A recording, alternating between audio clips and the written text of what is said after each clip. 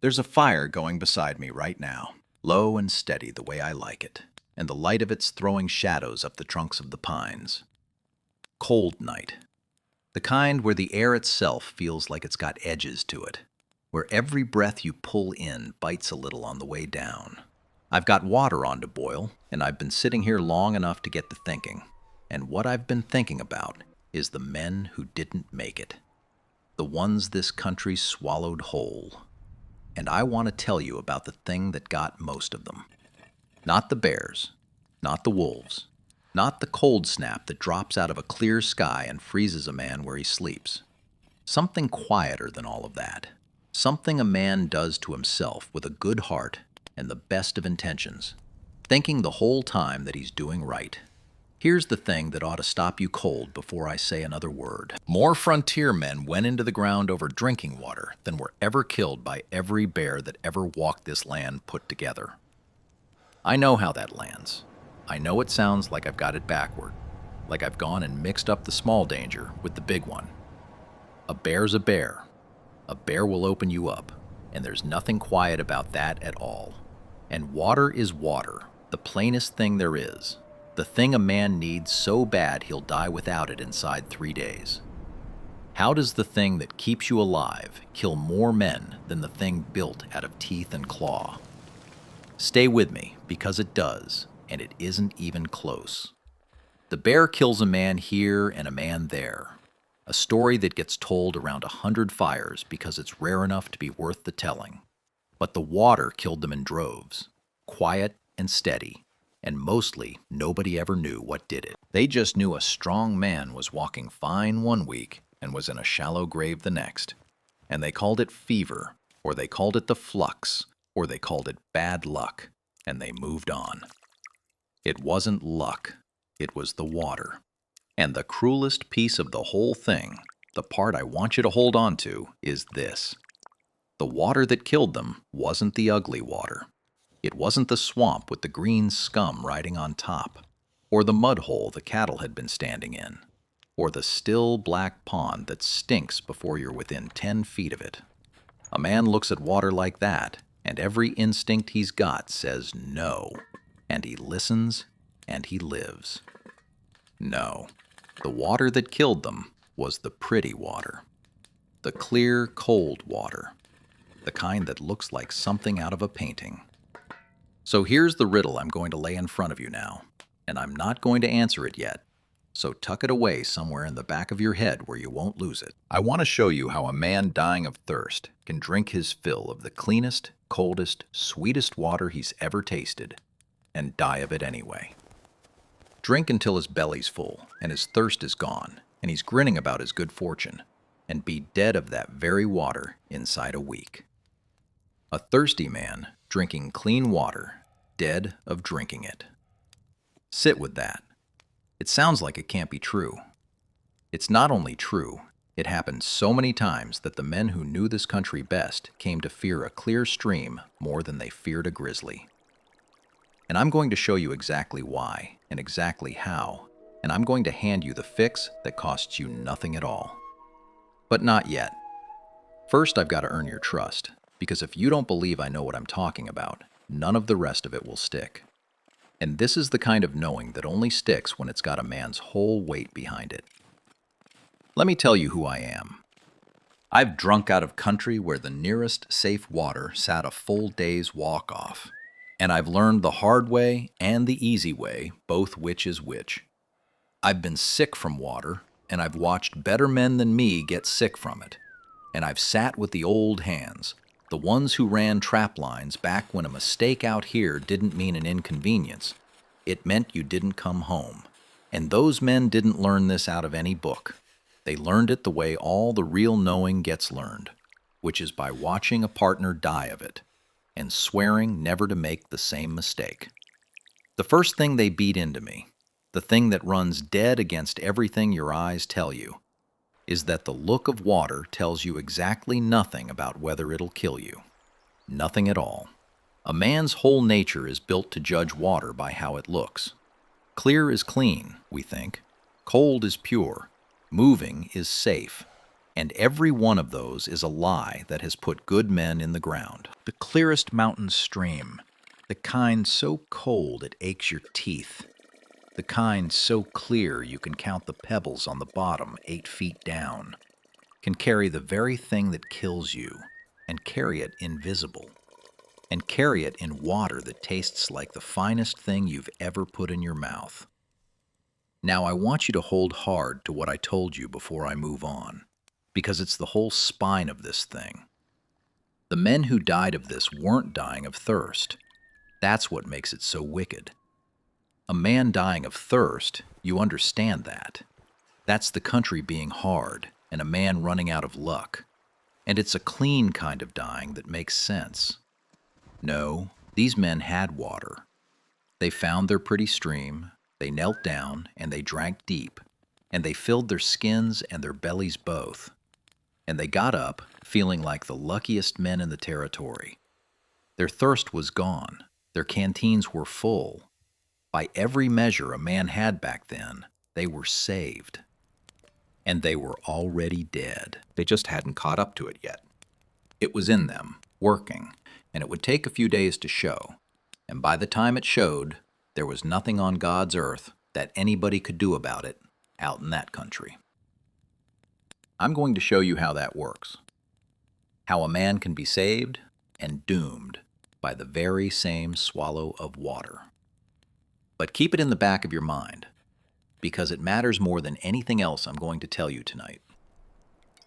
Before any of it makes sense, you've got to understand why the pretty water is the dangerous water.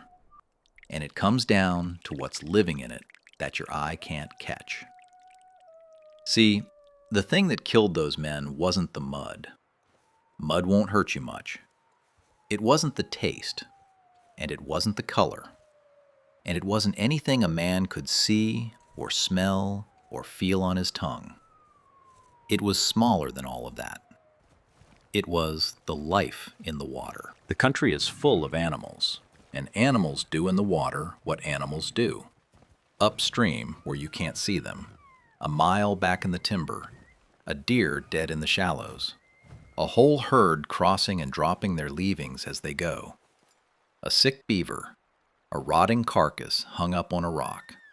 And out of all that comes a kind of life too small for any man's eye, riding along in the water, clear and cold and invisible, and it does not care one bit how pretty the stream looks. The clearer, faster water carries it just fine. Cold doesn't kill it. Clarity doesn't strain it out. That fast, clean mountain stream you'd trust with your life might be carrying the runoff of a dead elk half a mile up, and you'd never know, because the water would run clear as glass right over the top of the thing that's going to lay you in your grave. And here's the trap, baited and set. The same shape as every trap this country ever laid for a man. The most inviting water is often the most dangerous, and the ugliest water is often the safest. Think on that, because it's exactly backward from what keeps a man alive in town. That clear, cold, running stream sings to a thirsty man. It calls to him. Everything in him wants to drink, and drinking feels like the most natural, righteous, sensible thing a body could do. Meanwhile, the old hand might walk right past that beautiful stream and go dig himself a hole in the sand a few feet off from a slow, muddy seep, and let the ground itself strain the water clean, and drink that, muddy and warm and unlovely, and live. The greenhorn drinks the pretty water and dies. The old hand drinks the ugly water and walks home. And the whole difference between them isn't strength, and it isn't toughness, and it isn't luck. It's knowing. Now here's where nearly everybody alive today goes wrong, so lean in close, because if this next piece doesn't land, none of the rest will hold you up. Down deep, almost every one of us carries the belief that water is water, that thirst is a warning, and clean-looking water is the answer to it. And once the thirst is gone, you did the right thing. It's the most natural belief in the world, and out in that country, it is dead wrong. Water isn't just water any more than meat is just meat. The look of it, the cold of it, the taste of it, none of that tells you the one thing you actually need to know, which is what's living in it. Your body cannot judge that. Your eyes cannot judge it. Your tongue will lie to you and tell you it's the sweetest water you ever drank, right up while it's carrying the very thing that empties you out. A man can no more trust his senses to tell him safe water from deadly water than he can trust his belly to tell him a fed body from a starving one. The senses were built for a world with less hidden in it, and the wilderness is full of things that hide. And sit with this part, because it tells you who really understood this country and who only ever passed through it. The people who'd lived on this land 1,000 winters running, they hardly ever died this way, because they didn't judge water by the look of it. They knew their country. They knew which springs ran clean, because they came up out of the deep rock with nothing dead between them and the sky. And they knew which streams to walk past, no matter how sweet they sang, because they knew what lay upstream. They knew to dig for water rather than take it off the top. They knew to let a fire touch it. They carried the knowing in them the way you carry the knowing not to step off a cliff in the dark. And the ones who died, near every time, were the newcomers. The trappers and the prospectors and the settlers streaming west with their wagons, men who could shoot and ride and swing an axe, men tough as rawhide. And they died anyway, drinking pretty water, because they'd learned how to travel this country, but never learned how to drink in it. They copied the surface of the thing and skipped the knowing underneath, and the country collected on that debt the way it always does. That one missing piece marks the whole difference between the men who saw their families again and the men who fill the unmarked graves you'll find scattered all along the old trails, more of them than anybody ever counted. So here's the fix, and I'm going to hand it to you in layers the same way it was handed to me, because to dump it all out at once would rob it of its weight. And this is the kind of thing that has to settle in a man one piece at a time. But before I even start on the layers, I want you to feel the size of what we're talking about. This wasn't a rare thing. This wasn't a story that happened to one unlucky fellow one time.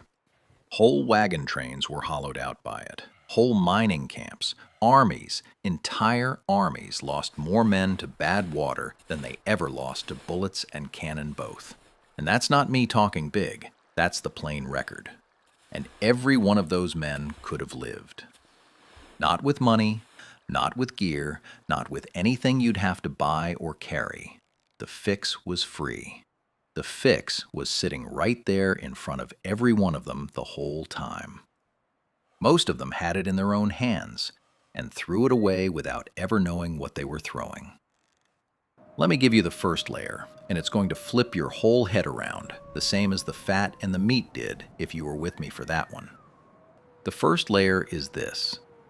You stop judging water by how it looks, and you start judging it by where it came from and what happened to it. The look is the lie. The source is the truth. A thirsty man's whole attention goes to the water in front of him, the water he can see, and that's exactly the wrong place for it to go. The old hand's attention goes upstream and back in time and down into the ground. He doesn't ask, is this water clear? He asks, where has this water been? What's above it? What could have died in it? Has it seen the sun and the open air, or has it been sitting still in the shade, going foul? Is it coming straight up out of the rock, or is it running down off a hillside where anything at all could have gotten into it? That's the whole first turn of the mind, and it costs nothing but the willingness to distrust your own eyes. The pretty stream gets the hard questions. The ugly seep coming clean up out of the ground might get a pass. The pretty stream never earns. You reverse your priorities entire. The thing that looks best gets your deepest suspicion, and you learn to see beauty in water as a thing to be wary of rather than a thing to trust. The second layer is the one almost everybody alive today gets backward, and here it is. The stillness is worse than the mud. Modern folks, if they think about wild water at all, they think moving water is the safe water, and standing water is the bad water. And there's a grain of truth buried in there, but it's been twisted into something that'll get you killed. Because it isn't the motion that makes water safe. Fast, clear mountain water can carry the sickness just fine. Carry it faster even. Wash it right down to you off a dead thing a mile up.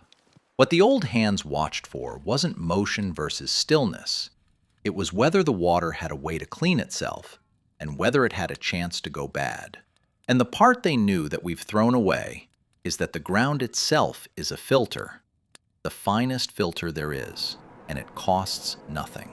A man dying for water beside a scummy pond doesn't have to drink that pond. He walks off a few paces to where the soil's damp, and he digs. Digs down a foot, 2 feet, until the hole starts to seep full from the sides, and he lets it settle, and he skims the clear off the top. That water came up through a yard of sand and earth, and the earth strained it, took the worst of what was in it. It might come up cloudy, and it'll look a sight uglier than that pretty pond. But the ugliness is dirt, and dirt won't kill you. It's the invisible thing that kills you, and the ground has a way of catching a good part of that. This is the piece the modern man throws straight away, the patience to walk past the water he can see and make himself some water he can't, to trust the dirt over his own eyes. Nobody teaches it anymore, because nobody has to dig for water with a tap in the kitchen. But it saved more men than any rifle ever did. The third layer feels almost like cheating once you learn it, and here it is. Fire. You put the water to the fire. Now I know that sounds like the plainest thing in the world, and part of you is thinking everybody knows to boil water. And here's the thing that'll surprise you. They didn't. For a long, hard stretch of this country's history, they truly did not know. And even once a few had an inkling, most men couldn't be bothered, because boiling water is a chore. It takes a fire, and a pot, and time, and fuel. And a thirsty man beside a beautiful clear stream is not inclined to build a fire and wait, when the water's right there, begging to be drunk.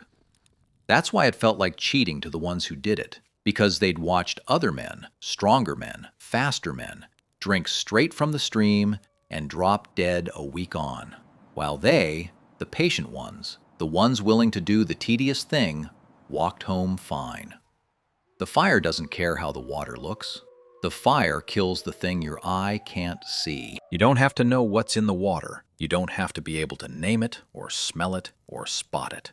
You just have to get the water hot enough, long enough, and the invisible killer dies in it, every time, without fail.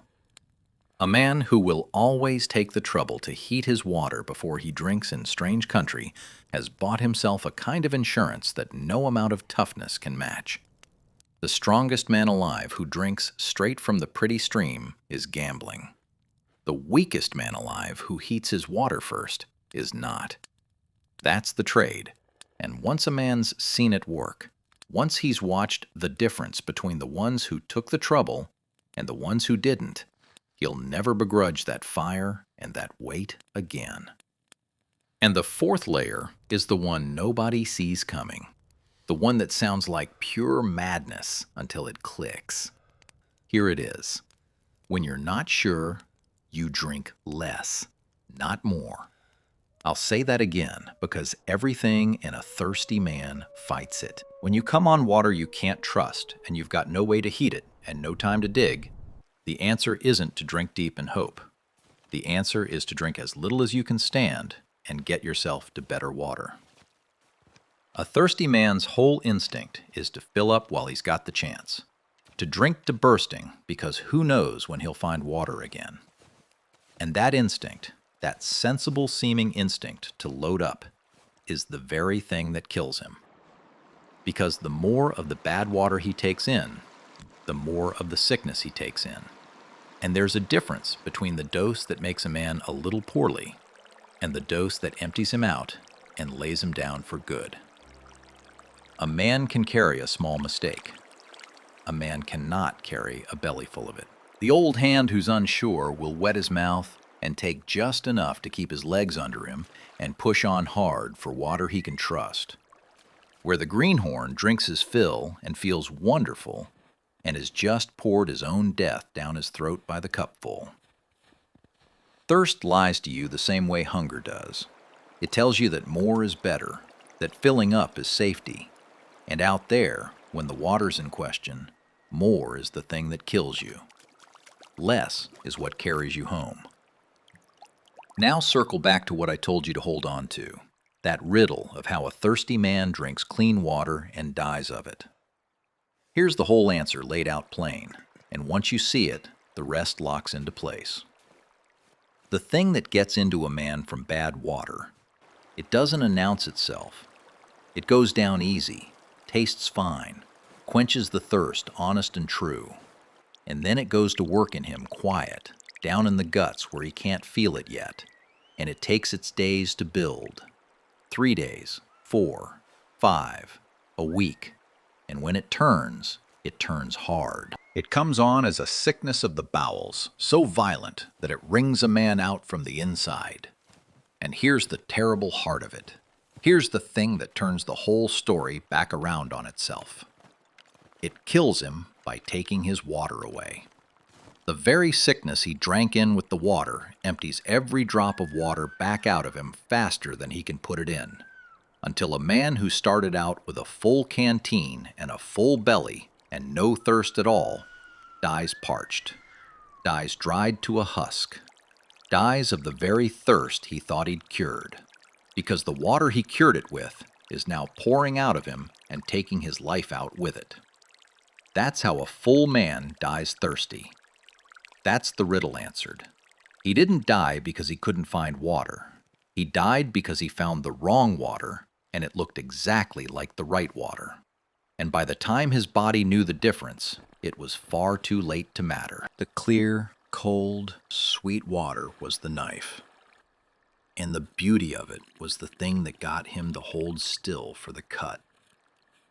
And the cruelest piece, the part that makes this a true mountain story and not just a lesson, comes down to timing and place, the same as everything hard out here does.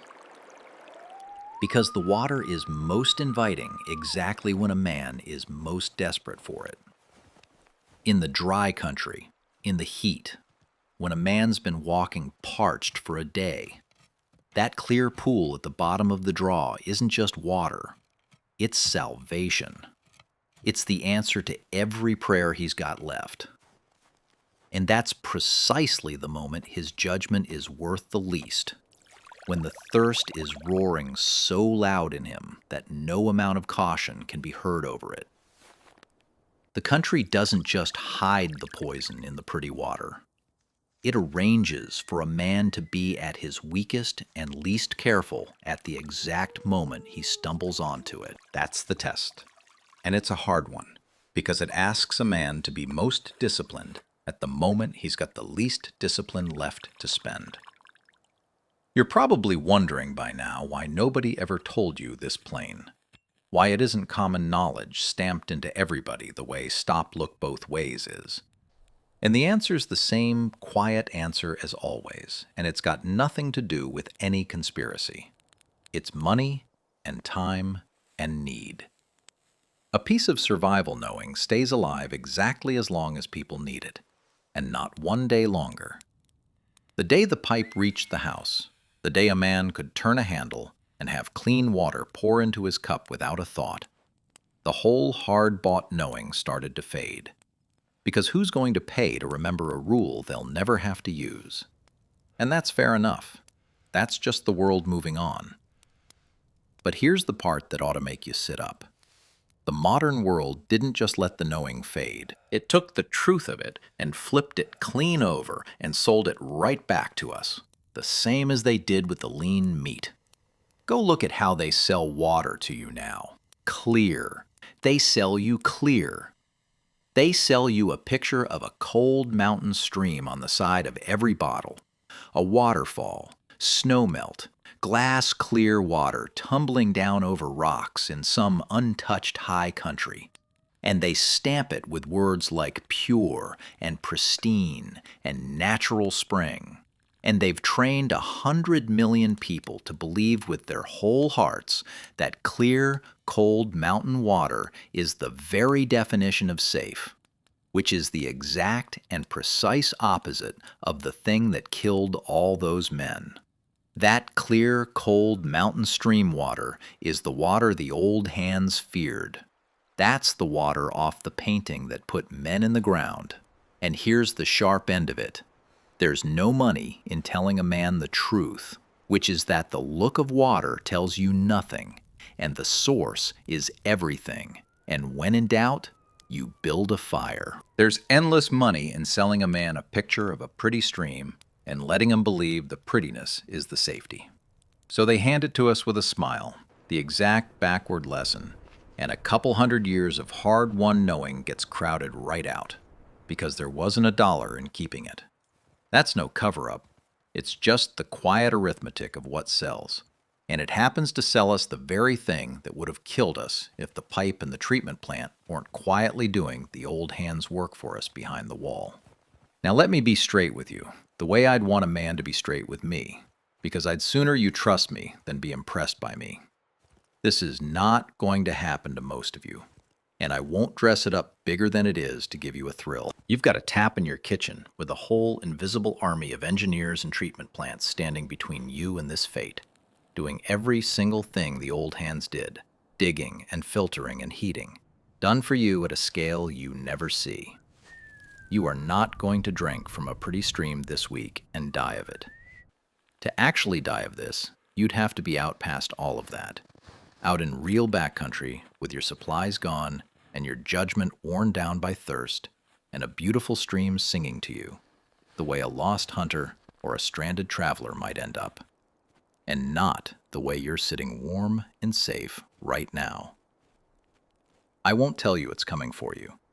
What I'll tell you is that every man it ever took thought that very same thing, right up until the water was already in him. And I won't skip the hard proof, because this one is written down better than almost any old ways lesson I know. And I want you to be able to check me. The United States Army learned this the hardest way there is. Back in the war they fought among themselves, the Great War between the states, more men died of sickness than ever died of wounds. And the biggest killers by far were the sicknesses that come out of bad water. The camp diseases, the flux and the fevers that swept the camps where men drew their drinking water from the same slow streams they'd fouled. Hundreds of thousands of men, laid in the ground by water and not by bullets, in a war people remember for its battles. That's the plain record, written down, counted, mourned. And there was a man who saw to the fixing of it, a British nurse named Florence Nightingale, who went to war in the Crimea a few years before and found more soldiers dying in the hospitals of filth and foul water than ever died on the field, and who sat down with the numbers and proved it cold, proved that clean water and clean conditions saved more men than any surgeon's knife, and would not let it go until the armies of the world had to listen. That's not a campfire tale. That's a woman with a lamp and a book of figures who changed how every army on earth handled its water, because she made the dying impossible to argue with. When the record itself, written in the deaths of hundreds of thousands of soldiers, tells you that water kills more men than the enemy does, you can take that one straight to the bank. Here's how you carry all of this then. Not as fear, but as a plain way of doing things. The whole system the old hands lived by. Free and simple enough to hold in one hand. You judge water by its source and never by its face. And you save your deepest suspicion for the water that looks the best. You remember that clear and cold and moving tells you nothing about what's living in it. When you can, you let the ground do your filtering, digging a hole beside the doubtful water and drinking the seep instead of the surface. When you possibly can, you put the water to the fire, and let the heat kill what your eye can't see. And you count that chore as cheap insurance, no matter how the water looks. And when you're caught with no fire and no time and water you can't trust, you drink the least you can stand, and you get yourself to water you can. Because a small mistake you can carry, and a bellyful you cannot. None of that costs a thing. That's the part I love most. Same as with the fat and the marrow. The very thing that saves your life is the willingness to distrust the pretty and dig in the dirt and tend a fire and drink less when everything in you screams to drink more. The whole secret was sitting there free the entire time, in a man's own patience and his own suspicion. And maybe that's the real lesson, the one bigger than water and bigger than any one stream. Those men didn't die because the country was cruel, because the country was only ever just the country. They died because they trusted their eyes. They looked at the clearest, coldest, sweetest thing they'd ever seen, and their whole nature told them it was good. And they were so sure of what their eyes told them that they never thought to doubt it. And the country killed them for their certainty, the same as it always does. The wilderness never kills the humble man half as fast as it kills the sure one, and the old hands feared a beautiful thing they were certain about more than they feared any ugly thing they were wary of. Because the ugly thing you're wary of won't get you. It's the beautiful thing you're certain of that lays you down. So there's the whole of it, small enough to carry and free as the water itself. Judge the water by where it's been, not by how it looks. Save your suspicion for the pretty. Let the ground filter what you can. Let the fire kill what it can.